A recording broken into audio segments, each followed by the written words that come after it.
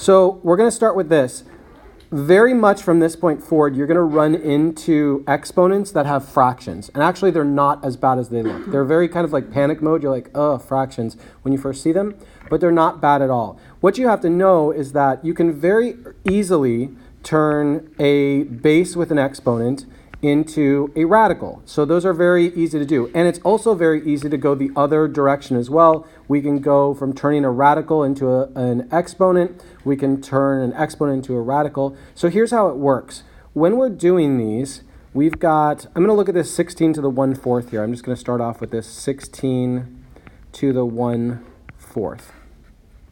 Let me color code these actually. Let's do that. That'll make this nice and easy. So if you want to as well, I would recommend it because it'll show you exactly where the numbers go. So you are going to be asked to turn these into radical form, like turn this into a radical, or you'll be given a radical and asked to turn it into an exponent. So we're going to do both of those. So here's where everything comes from. So when we do this, here is where everything goes. First, I'm just going to draw it out, and then I'll label it as we do it. That 16, the base, ends up going under the radical. It becomes the radicand. Whatever that number is there just goes under the radical. The 4 in the denominator will always go to the index. Always. These are how these numbers, whatever the numbers are, this is where they will move to. And then finally, and you don't see it as much on this one, but the 1, bless you, the 1 becomes an exponent for all of this. Like it's like this to the first power. Now, when you raise something to the first power, it doesn't change at all, but it's important to know, well, what does this mean? So if you see 16 to the 1/4 power, that's the exact same thing as the 4th root of 16. So check it out. If you were asked to turn this into a radical and then solve it, into radical form and then solve it, well, we know how to do this. We did this yesterday. So we're going to take 16 and break it down. So what can I break 16 down into? 4 and 4. Do I have 4 of anything to take out yet? Well, yet. Let me say yet. Do I have 4 of anything yet? No, it needs to be broken down one more step. So I know you could all see where it was going. I'm just trying to show in steps so that we don't skip anything here. So like right there, can we just write 2 as the answer? Are you talking about for your homework? No, not for your homework. No, I need to see, in the beginning, I need to see where you're getting your numbers from. So now that I've got 4 2s, I can just pull out a 2.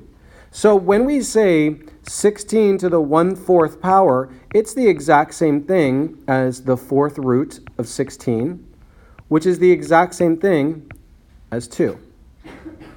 So we solved that. We went through and simplified it as much as we can. And that's what we're going to be doing today, is just moving the numbers around and then solving them. Yes, ma'am? So, I don't know if we're going to learn this or not, but what if you have like, you have what's the square root of 6, and you end up, and it's I don't know what the number's called. Well, let's try some, and let's see. And if you hold your question, let's try some. And if your question comes up, great. If not, we'll ask it at the end. Okay. Now, the great news is that we can use this same strategy backwards. We're going to do the exact same thing backwards. So remember, I'm going to use the exact same numbers that I just did. Let's say that I wanted to turn this radical into exponential form. Let's say I wanted to do that. So remember, this number right here was my base. So I'm just going to write 16 over here. But whenever we have a radical, it means that there's going to be a fractional exponent, that our exponent is going to be a fraction. Which number goes in the denominator? 4. So we've got a fraction here that has 4 in the denominator. Now I'm looking over here and I do not see this radical being raised to an exponent. So what number goes in the top there? 1. It's being raised to the first power. If this were like, now don't write this part down. I'm about to do something, don't write this part down. If I were to do this to the second power, well then in the numerator there would be a 2 because it's being raised to the second power. So whatever number you saw here would go in the numerator. But now those aren't the same numbers, so that's why I'm not doing that one. But we're going to see examples of those too. So we're going to be able to go back and forth between these and solve these as much as possible. All right, so it says, look at the instructions because this is what you're going to be asked to do in your homework and this is what you will be asked to do on the quiz. Write the expression in radical form, meaning they want it to look like a radical. The fourth root, the square root, the fifth root, whatever, and simplify. Okay, so I know that I'm going to need a radical because it's radical form. What number goes underneath the radical? Negative 125. Notice this is our base there is the one that goes underneath. What number goes in the index? Remember the index is that little nook next to it? 3. The 3. So this number, the 3, goes right here. Now, this is all being raised to some power. What? To 2. Okay, so that I'm going to use, let's use blue for that. This one here. So what I have done is I have now taken it from exponential form into radical form, which is actually a little bit easier for us to solve because this is what we did yesterday. Okay, do not worry about the exponent outside. This one is what we're going to do last. Remember, we always have to work in parentheses first. So this is going to be the last thing that we're going to do, right? Like it's outside of the parentheses. Now, I know remember, if you do your order of operation, it's parentheses, then exponents. So we have to do parentheses first. Yes, sir? Then, what would be, let's say if those parentheses weren't there, then, which one would you do first? Well, we still have to do, that's a hard question to ask because right now is different than what we would do later. So right now, don't worry about it because we're going to see, right now, when we have a number that's being raised to the 2/3, you're going to put those parentheses in there. So let's talk about inside the parentheses. We're not going to worry about that too just yet. I'm going to go and say, well, I need the third root of negative 125. What do I know about the final answer? What kind of number will the final answer be? It has to be a negative. So I'm just going to put this out here. That's my reminder. Whatever the number is, it's going to be negative. And here's the reason why I do that is because I go, oh, you know what? Let me just break down 125 now. Let me just forget about that negative because I already know the answer is negative. Let's just break down 125. What am I going to break it down into? 25 and 5. Now, do I have 3 of anything yet to pull out? No. So what am I going to do next? Break down the 25 into 5 and 5. And I still have this other 5 here. And now I have 3 of them. I'm going to pull out a 5, and I'm about to do something wrong here. And remember, at the end, we're going to raise it to the second power. What have I done wrong here? I forgot something. It's a negative. It was a negative 5. Don't forget that. Because in this case, in this exact case, it won't matter. Because 5 squared is 25 and negative 5 squared is going to be 25, but that will not be true for every single problem. Anytime that exponent is odd, that's not going to be true. This is only going to save your butt if, let's say you forget that, it'll only save you if it just so happened to have been an even exponent. But we're not done yet, are we? So how can I simplify this? Just square it and I get 25. So look what we did there. We started with exponential form, meaning an exponent. We converted it into radical form, and then we simplified it. We worked it all the way down to 25. Are we okay with that? It's just a process of knowing where numbers go. The hardest thing about this is if you don't know where those numbers go, you're sunk because it's going to be crazy. Which number goes where? Somebody is going to come up to me during the quiz and go, where does this number go? And then I'm going to look at you and go, that's the part I can't tell you. So let's try this again. Somebody give me an idea of where numbers go. Ryan, you want it? 64 goes inside. Okay, it goes under the radical. 3 goes on the index. Okay, 3 is the index. Right, we don't have to write the 1, but just so we can see it, in case you were wondering where the 1 is, it's being raised to the first power. Well, when you raise something to the first power, it's not going to change it, but that's okay. Let's keep going from there. So split up into 16 and 4. And then split the 16 into 2. I'm sorry, split the 16 into? And the 4. No, because then it's 4. I know you said it twice, right? I'm sorry, I couldn't hear. You split the 16 into 2 4s. Oh, 2 4s. Gotcha. I thought you said 2 and 4, so I was kind of confused. Okay, so now, Riley's right. She was saying we could split it into 2s, but we may not want to, actually. If we split it into 2s, I'm going to have to pull out twice, because right now I can pull out those 4s right now. I can pull them out right now. You don't have to simplify it? Well, right now, like right where we're at, is we've got 3 4s, so we can pull them out right now. Now, if you broke it down, I'll show you in a minute what would happen if we did it with 2s. It'll still work out the exact same way. It'll just be more work. So when I see that I have 3 of something, let's pull it out. This just becomes 4. Now, don't forget that 4 is being raised to the first power, which really doesn't change it. It's still 4. But it's just good to know because sometimes that will not be a 1 up in that numerator there. So again, this is what you really need to know. It's not so bad if you know that this number is the index. This number becomes our radicand, or the number underneath the radical. And this number up here becomes the power that we are raising all that to.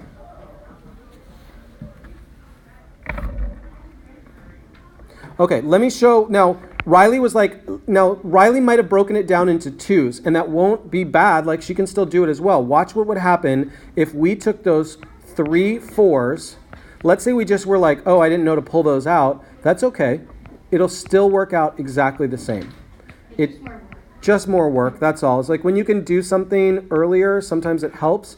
Like notice here, I'm going to pull out 3 2s. So I'm going to pull out a 2. Now, left inside, I still have 3 2s. Now, because I have 3 2s left inside, I can pull out another 2, and 2 times 2 is 4. Still the same thing, just took me a couple more steps. All right. Let's talk about C. Who wants to take C? Felissa, take it. Okay. Okay, we're putting 4 into the... And then we're gonna put 2 in next to the 4, like in the... So let me ask you a question. Why in this case am I not going to write 2? Because that's the square root. It's just the square root. You would not be wrong if you wrote in 2 in here. But here's the thing. As you go on, you actually don't need that one. It's the same thing. If that makes you feel better to put the 2 there, I would never mark you off for that. But understand that it's like, oh, I actually don't need to write it there because that's just the square root. When I have a 2 there, that's exactly what the square root means. But there is something else. 5 in the exponent. Okay? The square root of 4, we're going to do 2 and 2. Okay. And then Sorry, my brain shut off there for a minute. 2 and 2. now we're going to take out 2. Okay, so we're taking out a 2 because there's 2 2s, so we can pull out a 2. Now we're going to, yes. Now it's 32. It's 32. Like, doesn't it make it 32 since... No, it's 32. I'm sorry. Right, because it's all positives. All positive numbers being multiplied. 2, 2, 2, 2. So it's 2 times 2 times 2 times 2 times 2, which if you multiply that out will give you 32. Would you agree that this is a little bit easier than yesterday? Yes. The only hard part about this is knowing where those numbers go. If you know where those numbers go, this should not be the one that gets you, as long as you understood yesterday. Even when the numbers kind of look big, somebody else. Somebody who hasn't gone yet. Oh, we put 6.5 Under the radical. and put 4 on the outside. Well, no, in the In the where? index. The index. Okay, so put 4 as the index. And then you put parentheses and then put the cubes. Okay. Then it's 5.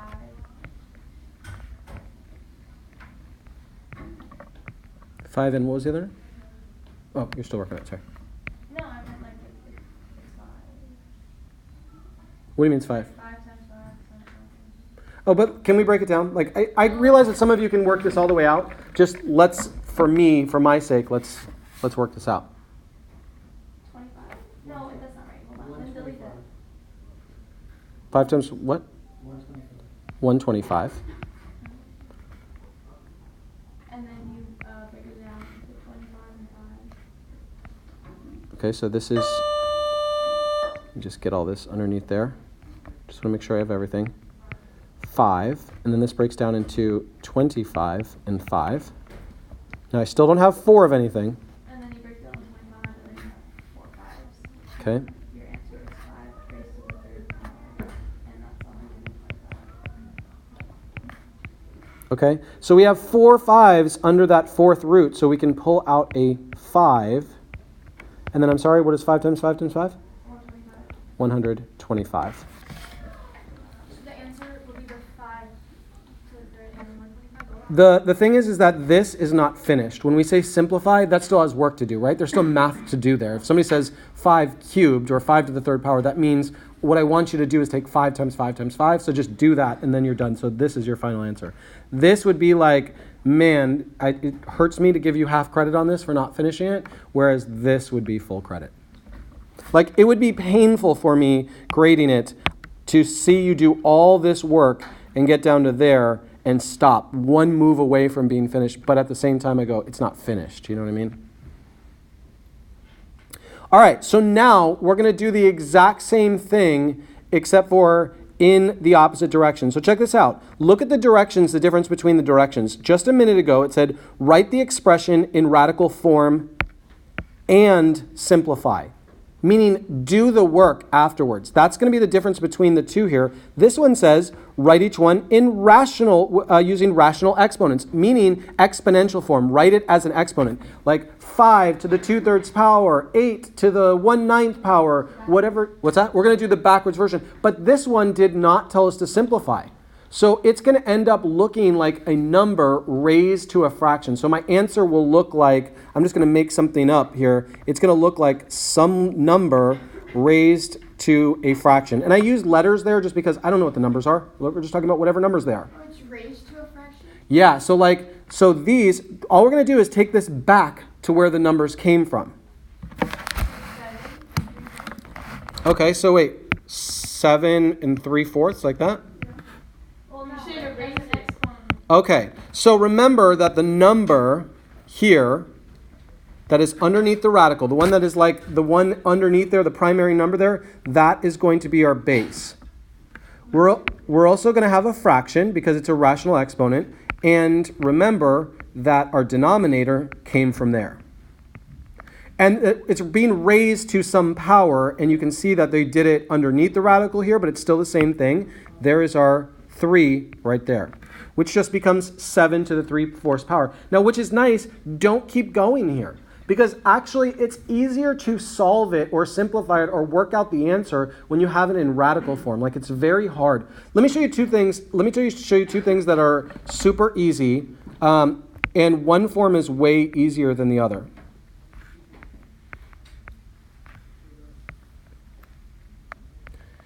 These two things are mathematically exactly the same. But as soon as I wrote the second one, did you know what the answer was right away? What's the answer to this? 4. It's 4, because the square root of 16 is 4. But I wasn't sure about it when I saw this. I was like, wait, what is that? Even though these things are exactly the same, so until you get to the point that you can recognize that this fraction is like, oh, that just means the square root of 16, then just convert it to a radical and go, oh, okay, I need it as a radical. In this case, we're going from radicals to exponents. So your answer here would just be 7 3/4. Or sorry, excuse me, 7 to the 3/4 power. All right? You don't have to solve it. Nope, because remember here, what's different is it didn't say and simplify.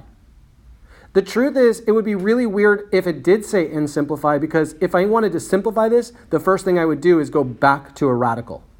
The radical, in my opinion, is way easier to work with. It makes more sense to work with. All right, let's talk about this one. Okay? And then we've got 6 over 3.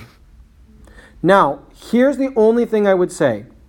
It didn't tell us to simplify, but we know something about fractions, and that thing about that we know about fractions is also true right here.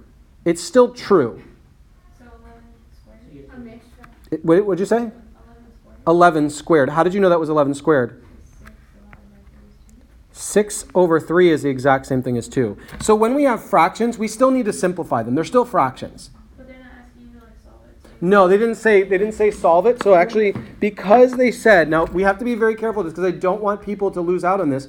Notice it said, write each expression using rational exponents. And a rational exponent is a ratio, which basically just means you want a fraction. So this is still a fraction, even when it says to the second power, because that is 2 over 1. But if it did say simplify, well then we would go, okay, that would just be 121. So if we needed to, we know 11 times 11 is 121, but they didn't ask us to do that. So I'm not going to do that there. I'm just going to express it just like that.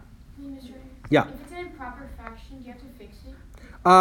That all depends. For example, in this case, this is an improper fraction that evenly divides. In which case, here's an example. Now again, this is not this problem. Please don't write this down. This is one that I would not fix. And I wouldn't fix this one because the only thing to change this to would be like a mixed number. And that would be even weirder and harder to work with. Because then I don't know where the index is. I don't know all that. Whereas this, if I had to go back to radical form, I could. So in the cases where it can be simplified, yes, simplify it. If it can't be simplified, just leave it. All right, let's try C. 81 and then oh wait, shouldn't you do 81 to the third first? Couldn't you? Well, the 81, so when we think about parentheses, just remember this, is that there's nothing in the parentheses. When they say do the parentheses first, we're going to look inside the parentheses and say, is there anything to do inside the parentheses? No, it's just an 81 in there. If it had said 81 times 3 in there, then yeah, I'd have to do that first. I'd have to do that first, and then I can move on. But when somebody says, hey, do this math, 81, and I'm waiting for something else. 81, what do you want me to do with it? 81 what? 81 plus? Wait, but why isn't the 3 like in parentheses like on the outside of the radical? It's just, there's 3 different ways that you could show this. There's lots of different ways that you can show this. The same thing? Still the same thing. Oh, okay, so 3 over 4. Yep. So 3 over 4. Now that fraction cannot be simplified, so we're just going to leave it just like that. Somebody had their hand up. I'm sorry, I missed the question. Was there a question over there? Oh, no, Okay.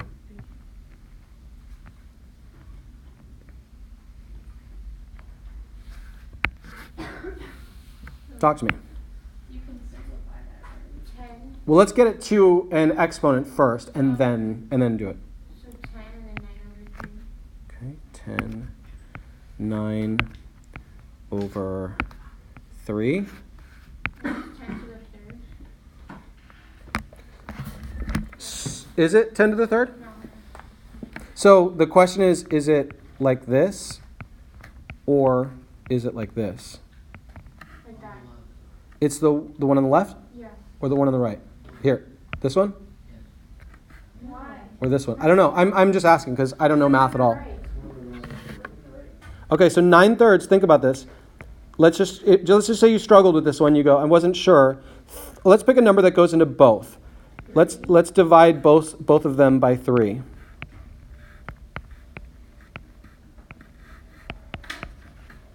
So it's definitely this one right here. So 10 to the third. If they asked me to simplify this, anytime I have tens and I need to multiply them out, it's super easy because guess what? If I had to do this, I'm not lying, that's super easy to do. Super easy. I could teach my 5th grade son to do this in 10 seconds or less. Why would I say that this is so easy to do? It's just 17 zeros. It's just a 1 with 17 zeros. Whereas this 10 to the third power, if you asked me to simplify it, it would be what? 1,000. It's a 1 with 3 zeros. See, 3 zeros on there. 10 times 10 times 10. If it was just 10 to the first power, there's just 1 zero. 10 to the second power, there will be 2 zeros. 10 to the third power, there will be 3 zeros. It didn't ask us to simplify that. It never asked me to do that. I only did that to show it because, like, if at some point you were asked to simplify these things, I feel like you should know how to do them. It's So just, that's what we have to do. we're going to stop right here because it said write them using rational exponents. The instructions told me to write them using rational exponents. But I thought this was a good moment to say, hey, guess what? If we did have to work that out, it would be 1,000. So that's just that little extra piece added on Are there. you gonna have to simplify on the quiz? You might have to simplify things. Certain questions might be. So here's the thing. This is one of those quizzes that you can easily get taken points out because you didn't pay attention to the directions. So when it says write it using rational expression or exponents here, this just means it's got a fraction as an exponent. Now that fraction can end exponent. There we go, exponent. That fraction can end up simplifying to a whole number, but write it as a fraction, start there, and it may end up simplifying to a whole number. It's still rational exponents. Okie doke. All right, we are nearing the end. All right, let's do E and F. Talk to me about E. 5 and 2 and 4. That doesn't make sense. I'm only using these colors because I feel like everybody kind of understood where they came from when I do it like this, that you can trace it back and go, okay, but there's something about this one. It's 5 by 2. Now, let's pretend I decided to, now, again, here, we're done. This is done. This is absolutely done. But I like to play this what if. Like, what if I gave you this? Now, this is going to be, tricky. This is going to be real tricky because you're going to be like, what? Let's say that I told you to take this, this exponent here and turn it back into a radical. What would you tell me to write? 5 index 2 It's just 5. Isn't that interesting how this became this, and when I tried to go back, it became this? It just means that this up here, that the first one that we started with, was a very complicated way of saying the square root of 5. It's hard to see at first until you get until you do this so much that you're just sick of it, that you go, oh, okay, I see. That was just the same thing as square root of 5. But when I did it in a couple steps there, I was like, oh, all right, I see it now. Talk to me about this one. 8 and then 4 over 3. Okay. 4 over 3. Can that fraction be simplified? No, we're just going to leave it as 8 to the 4/3 power. We don't reduce anything. No, because it can't. The only thing we could do with it is turn it into a mixed number, and we don't do that for exponents. Okay. All of this right here are just some rules that we learned. Now, you don't have to do anything here, but let me just refresh you on something and what this means, because I always hated when they had all these formulas in the textbook and stuff, and I was like, I don't even know what any of that means. That's what honestly, when I took math class, I was like, I don't get any of that. It took me a while to go, oh, I see what they're trying to do now. What they're saying here is that if you take two numbers, and we've already done all this is not new, these are just refresher things. If you take two things that have the exact same base and multiply them together, then what you do with their exponents is just add them. And that's what you're seeing here. If you had 3 to the second times 3 to the fourth, remember they have the same base and you're multiplying them, it just means add their exponents. Now we've done that. That's just a refresher as to what you do. Because we're going to be doing some stuff here in a minute, and you kind of need a reminder of, well, what the heck do I do here? Notice here, two things have the same base, and we are dividing them. They have exponents and we're dividing them, in which case you are going to subtract. When we multiply two things with the same base, we add their exponents. When we divide things with the same base, we subtract their exponents. And again, these are all things that we've done before. For example, if we had 10 to the fourth over 10 to the third, that's the same thing as 10 to the 4 minus 3, which is 10 to the 1, which simplifies to 10. Again, just a reminder of what we do. Now, here is the one. If you have got, we did this one a while back, is that if you have a to the m, and it's in parentheses, and then we raise that to another exponent, it just means that these two things are being multiplied together. M, n. Just like that. Here's an example. If we have 2 to the second power to the fourth power, that's the same thing as 2 to the second power times 4. So this right here becomes an 8. Again, all of these parts are just reminders. When we've got something like this, where there is an exponent but something in parentheses, this goes to every single thing in the parentheses. Like right there, it's going to go to that one and then the other one right there. Two things being multiplied, it's going to go to each part of that thing being multiplied. So that is the same thing as a to the m times b to the m. Here's an example. If you had 2x squared, that square does not just go to the x, it also goes to the 2. So we get 2 squared and x squared, which becomes 4x squared. Yes, ma'am? What were we just doing for homework? There's no work for that. So do we do it? What we did today? The You're talking about this? Right, there's not much work to be shown. You just, yeah, I was gonna say there's not much to be doing. If it does say simplify, then there is work to be shown. Now, if you are going into radical form and it says simplify, there's work to be shown because you are doing math there. This is really just us moving around. Like notice here, you could actually write less than I did. I'm gonna erase something here. Like obviously you wouldn't need that as part of your answer. You could have left your answer right there and that's perfectly acceptable for this one. Like. Can you do the bottom again? Yeah, I'm still on there. She was just asking a question about this. Okay, then we got to the part with the fractions. And for example, a to the m, that means that this m goes with the top and it goes with the bottom, like you see here. For example, if you have 3/4 to the second power, that becomes 3 to the second power and 4 to the second power. 3 to the second power is 9, 4 to the second power is 16. So you multiply m to both top and bottom? Right, whatever that exponent is, if it's in parentheses, it goes to each of those things. Somebody else had a question over here, I heard. If it was a fraction, it would still go to each of them as well. Let me show you. She's asking for a very complicated situation, so if you don't get this part, don't worry. Let's say that I had this.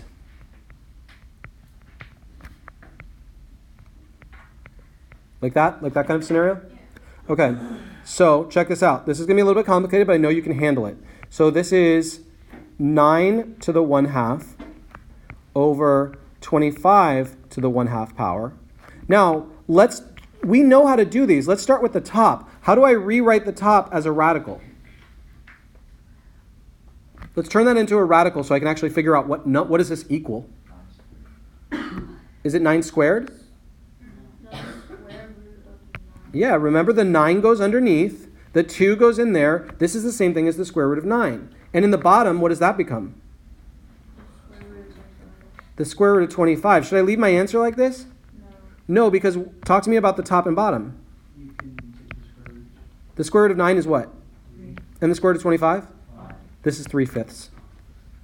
So that's like this right here is the exact same thing as 3/5. But you notice how it was very difficult for me to see that until I got it in radical form, and I was like, oh, now I see it. That's easy. But until I had it in radical form, it was very intimidating. Okay, so remember, when we have a negative exponent, it means it's on the wrong side of a fraction. So that a is on the top of a fraction right now, because it's like this, right? A over 1. So that a needs to be in the denominator. And when it goes to the denominator, do not forget it loses that negative sign. Remember that it became this, instead of being on top, went to the bottom and it lost its negative because now it's on the right side. For example, if I had 5 to the negative first power, that 5 goes to the bottom and it's just the same thing as 5 to the first power, which is 5. That's why it doesn't have the 1 on there, because 5 to the first power just is 5. Same thing if it's on the bottom. If your a is on the bottom with a negative exponent, it's on the wrong side. Just put it on the other side. So now we've got a to the m over 1. Here, we've got 1 over 6 to the negative second power. I move it to the top of a fraction, and it becomes 6 squared over 1, or 36 over 1, which is 36. Again, all stuff we've done before. Okay, now what I'm having you do here is apply those rules. So we've got these 4 here, and then we've got 2 after that. These 4, where all we're doing is applying these rules. Check it out. These have the same base, and I am multiplying them. What do I do with their exponents? Okay, so I'm going to add their exponents, which becomes 25 to the 3/5 plus 2/5. And 3/5 plus 2/5 equals? Okay, so 25 to the 5/5. And 5/5 is the same as? Is the same as 1. So 25 to the first power, which is the same as? 25.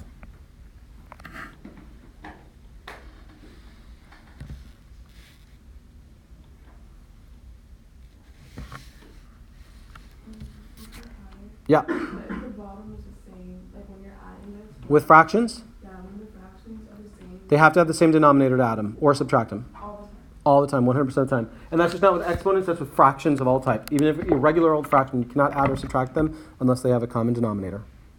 Let's talk about b. Now there's a bunch of steps to b. So remember, here's what we've got. We have the same base, exactly the same, and we're dividing them. When we multiplied them, we added their exponents. Now we're dividing them. So what should I do? Subtract them. So 8 to the 1/3 minus 2/3.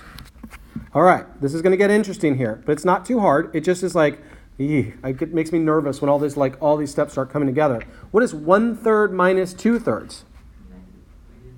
Negative 1/3. First of all, talk to me about that negative. There's a negative on there, and we talked about what happens when there's a negative on an exponent. You bring it down. Yeah, it's on the wrong side of a fraction. Let's move it to the other side of a fraction. And since I'm moving it to the other side, it corrected that whole negative problem. So now I have 1/8 to the 1/3, but I don't know how to do that. Like, I don't know how to do 8 to the 1/3, so how can I figure out what to do with that denominator? Radical. Let's turn it into a radical, and what would that radical look like?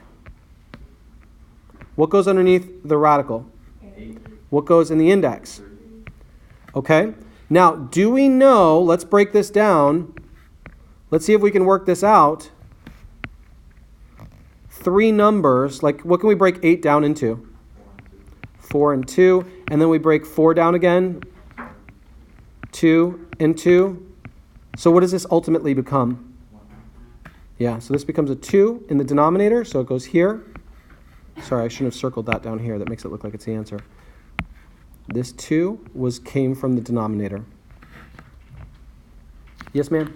In the fraction, why are you subtracting them? Because that was our rule up here. Remember a moment ago when we had 2 bases and we multiply them, it means that we add their exponents.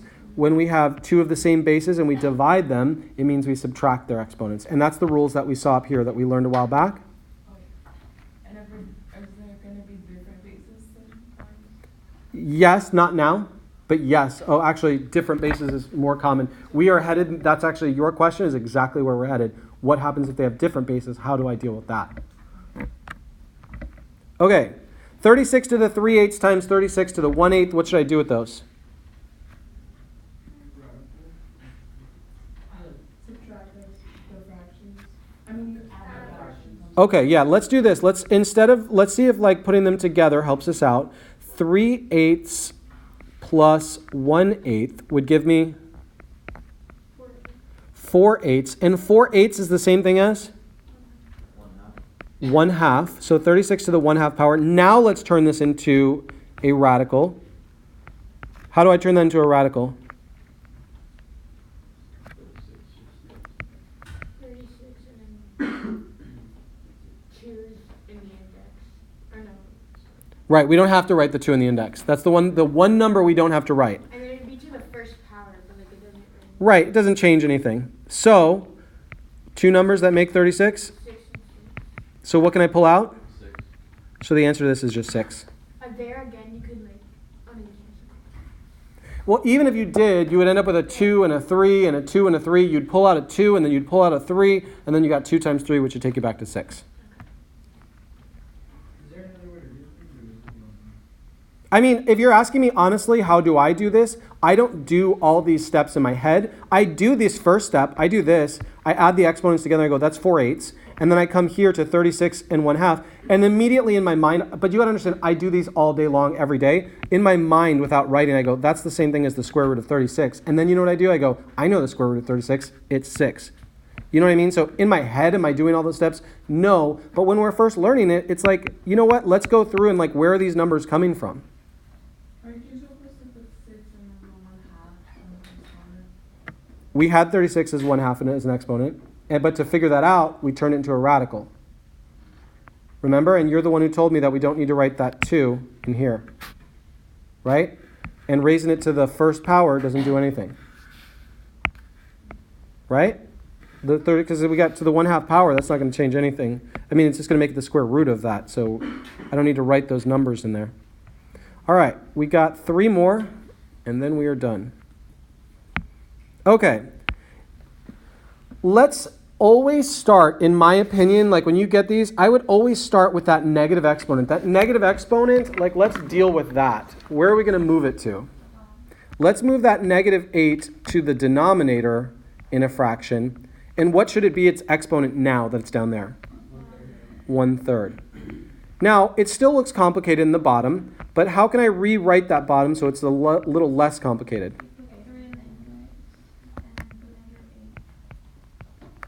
Okay, so what do I know about whatever number is in the denominator?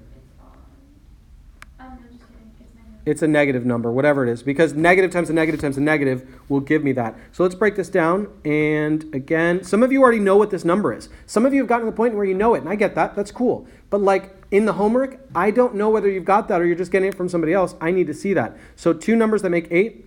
1, 2. Break down by 4. Yep. And again, soon this is all just going to happen in your head. If it isn't happening in your head yet, it will. So the number that goes in the denominator is what? 2, but it's really a negative 2. This is just, Wait, why? because remember here, we said that whatever this number is that's multiplied times itself 3 times, it's going to make a negative, has to be a negative. Wait, so if it was 4 times, it would be positive? Right, it would have to be a positive number because it could not be, you can't make negative 8 out of an even number of multiples.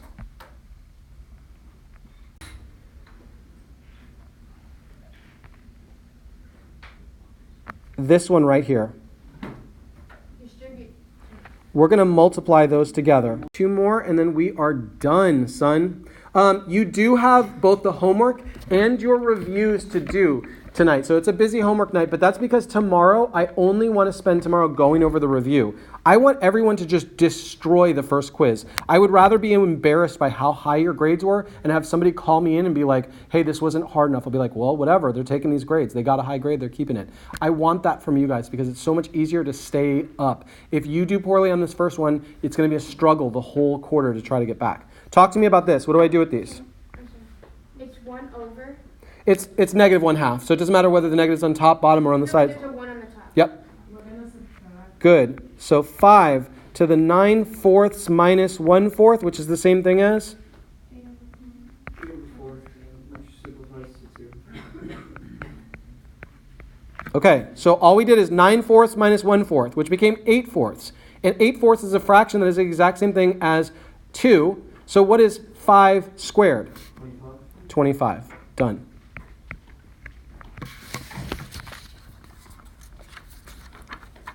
One more, and then we're done. Now, remember on this one, we are going to go, okay, let's work in the fraction first. We have 2 actually options. I'm going to show you 2 different ways. Let's try working inside the fraction first. How do I turn this into a radical? Index of 3, and then you put parentheses and put 2. Okay.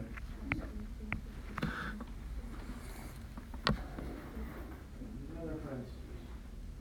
And another parentheses with a 3 around it, right? This got kind of complicated really quick, right? Do you add? Can I show you another cool thing that we can do here to save you a whole lot of work?